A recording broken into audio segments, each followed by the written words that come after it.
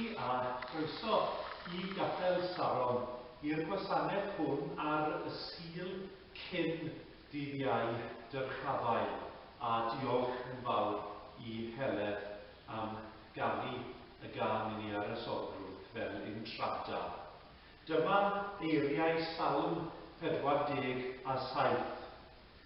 Yr holl bobl curwch ddiwlo, llafar genwch I ddew a llef gorfonedd, canis yr arglwydd goruchaf sydd ofnadwy, brenin mawr ar yr holl ddeiar, efe a ddŵg y bobl danom ni a'r cenhedloedd dan ein traed, efe a ddethol ein hetifeddiaeth I ni, ar dderchogrwydd Jacob, yr hwn a hoffodd efe.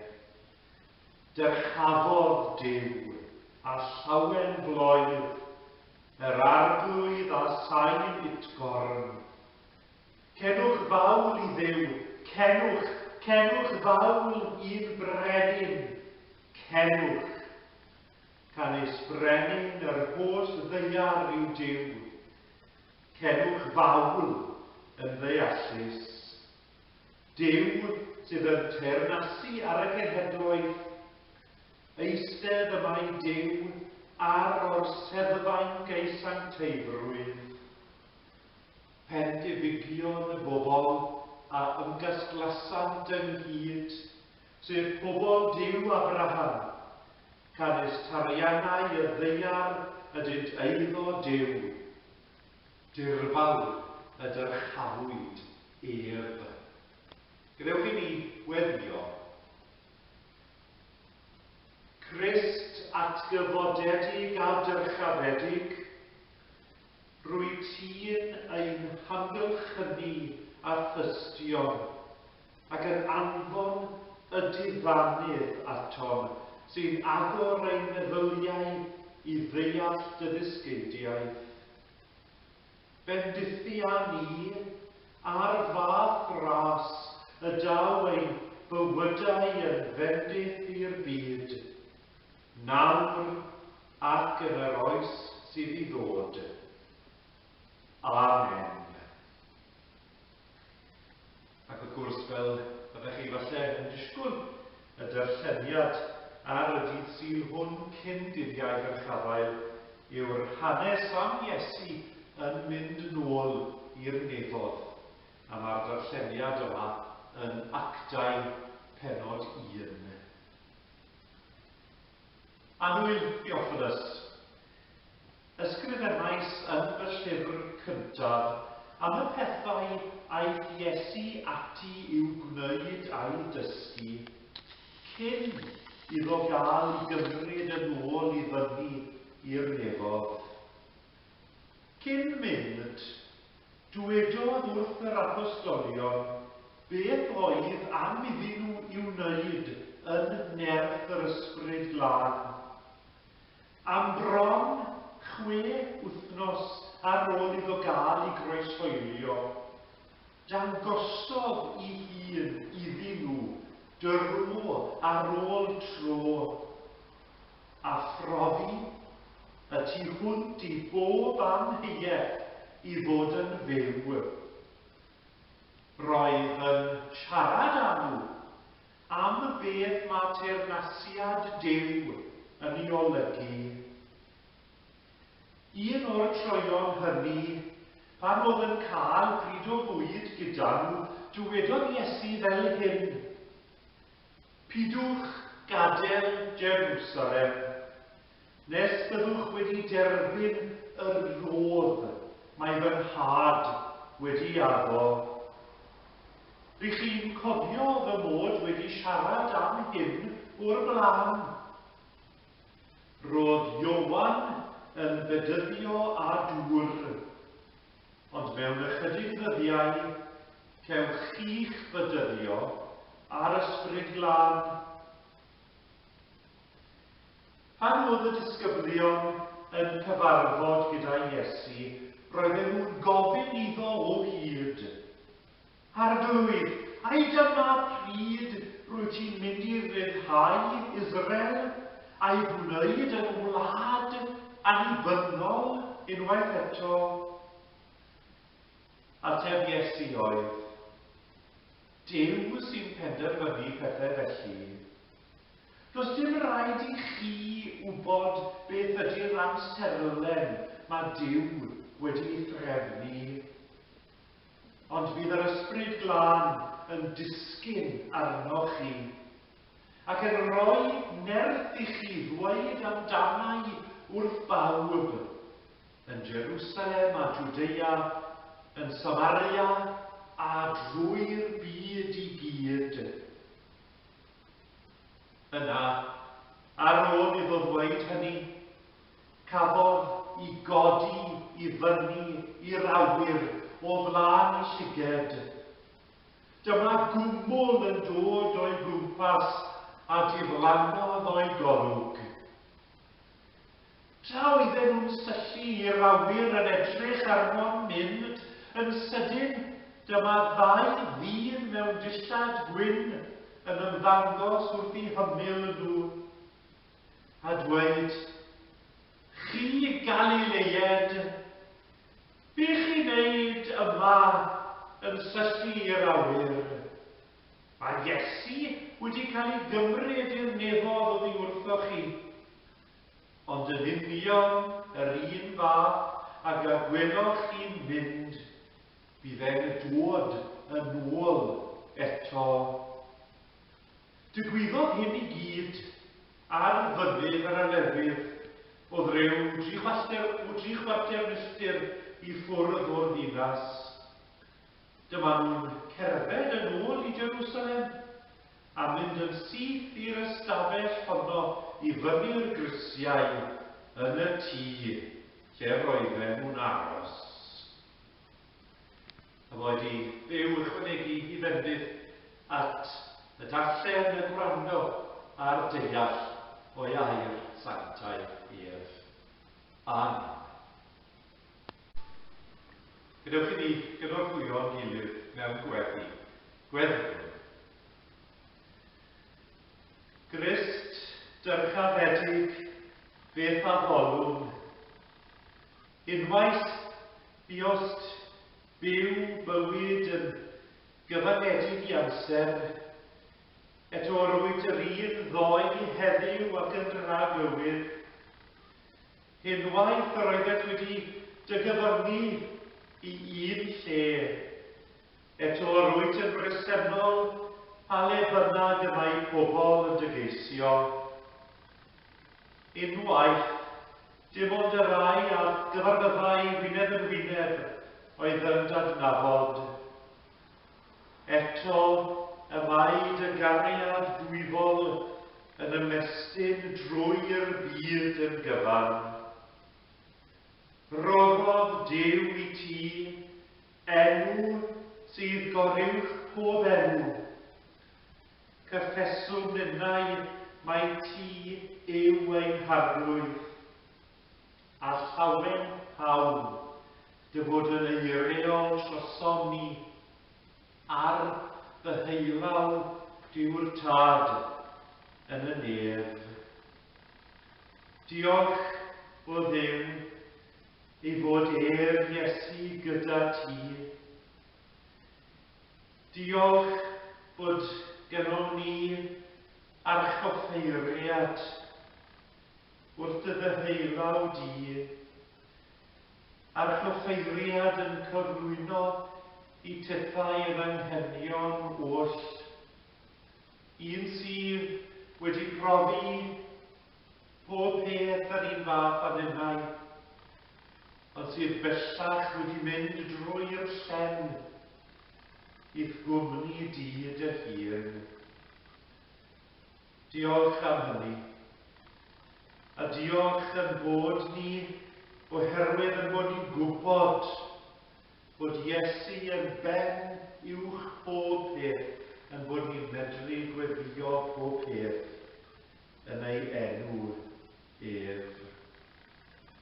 Cyflwynwn ni ti anghenion yn byd ni heddi. Bydd gyda tlodion yn deall Bydd gyda rai sydd yn pryderu oherwydd eu hamgylchiadau, rai sydd yn newynu, rai sy'n blino o glywed sŵn ryfel o'i cwmpas, rai sydd yn ofni yr heintiau a ddaw o bell yn agos. Yw'n wedi cyhoeddus ni hefyd wrth i ni gofio am yn arweinwyr ni yn y gwledydd hyn. Y rai sydd yn chwilio am dyfoethineb di wrth geisio gweithredu lles pob un. Yw hefyd yn gweddïau preifat personol ni, yn yna'n enwi ger dy fron di yr arwyliaid yma sydd mewn angen heddi. Ie, y rai sydd yn dost, ond hefyd y rai sydd yn galaru, rai sy'n cythryblus i calonnau, rai sydd yn gobeithio am well y fori.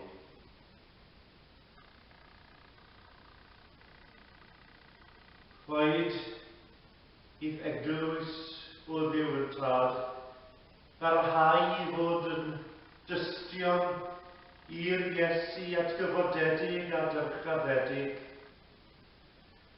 Rhaid i ni ddisgwyl bob amser am ddyfodiad yr ysbryd glân i'n diddannu, i'n nerthu, i'n cynorthwyo.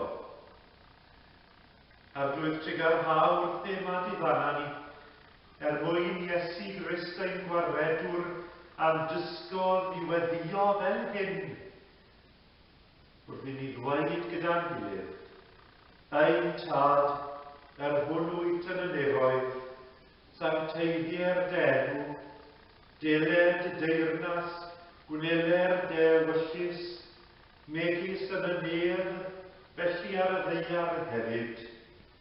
Deroi ni heddiw ein barameinyddiol, a madda i ni ein dyledion, fel y myddeiwn ninnau i'n dyledwyr.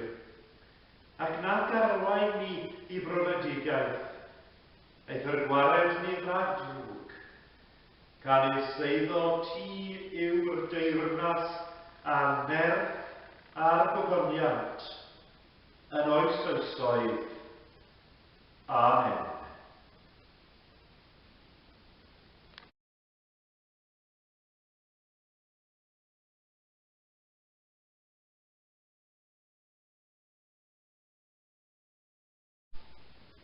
Rydyn ni newydd weld llun o gapel yr ysgyniad, capel y Dyrchafael ar fynydd ar y newydd yn nwyrain Jerusalem.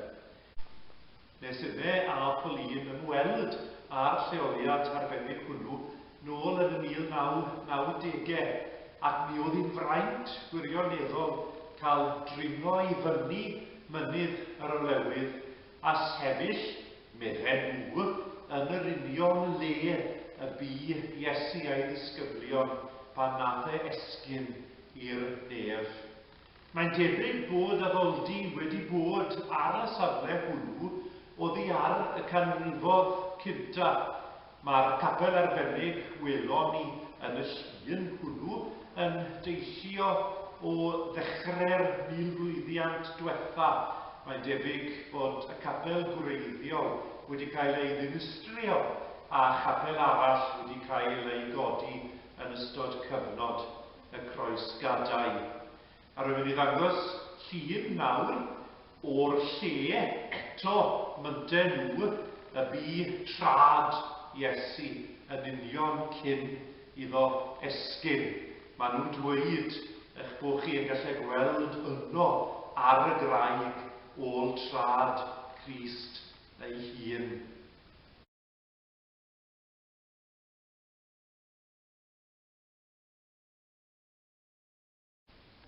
Ond wrth gwrs, does dim ots a dweud y gwir os ta dyna'r lle y bu ôl i drode, os mai dyma'r capel sydd yn dynodi y lle nath Iesu esgyn ohono. Y peth sydd yn bwysig wrth i ni ddarllen y darn yma o lyfr yr Actau yw gwirionedd y ffaith bod Iesu wedi ei gyfnod yma ar y ddaear, wedi ei groeshoeliad, wedi ei atgyfodiad, wedi ei gymryd yn ôl mewn ffordd gwirthiol at y tad. Ei fod yno ym mynwes Duw heddi, ei fod yno yn eistedd ar ei ddeheulaw ef yn y nef yn eiriol drosto ni. Ond ei fod hefyd fel nath y ddau yma yn ei gynnau gwynion addo i'r disgyblion yn y dod yn ôl. Yn dod yn ôl yn ei lan ysbryd ar y Pentecost, deng dwyrnod union wrth gwrs wedi dydd Iau Dyrchafael, ac yn dod yn ôl ato ni beunydd beunos pan rydyn ni angen ei gwmni, i fod gyda ni, i sefyll gyda ni, i'n harwain ni yn ei ffordd arbennig ef ei hun. Newch chi wrando'r geiriau yna eto o adnod 11. Mae'r ddau angel yma, os dyna beth i nhw, bron a bod yn dwrdio'r disgyblion, ond eu dyn nhw. Chi, Galileued, be chi'n ei wneud ma? Yn syllu i'r awyr. Mae Iesu wedi cael ei gymryd i'r nefodd oddi wrthoch chi, ond yn union yr un fath ac y gwelwch e'n mynd, bydd yn dod yn ôl eto. Fedrwn ni ond ddychmygu, ond i fedrwn ni, y disgyblion yn edrych o'i cwmpas nhw i bob cyfeiriad, yn edrych i'r cwmwl, yn edrych i'r awyr, yn trio fydd o mas, ble mae Iesu, ond mae'r ddau yma yn atgoffa nhw, yn atgoffa ni, nid edrych nôl i brofiad Iesu ddoi i'w endifennu, ond yn hytrach i geisio yn newydd bob dydd ei gwmni fe gyda ni, i geisio ei arweiniad ef gyda ni yn ffres heddi ac yfori a phob dydd, gan wybod i sicrwydd bod ei addewid ef yn wir a'i fod ef yn dod ato ni. Ceisiwn ei gwmni heddi, ceisiwn ei gwmni bob dydd, a mi ddawr Iesu atgyfodedig, dyrchafedig ato ni i fod gyda ni bob dydd o'n hoes. Amen.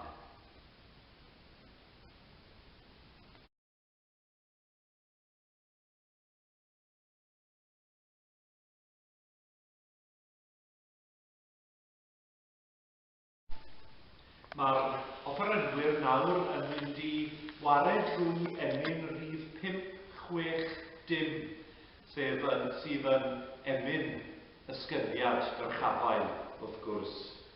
Cyfodi naeth tywysog hef, gorchbygodd uffern fawr ar bedd, esgynodd i'w dragwyddol sedd, Halleluia. Gogoniant bo ar uchel gan, drwy nef a deiar heb wahan, i'r tad a'r mab a'r ysbryd glân. Halleluia. Yr emyn ydy 560.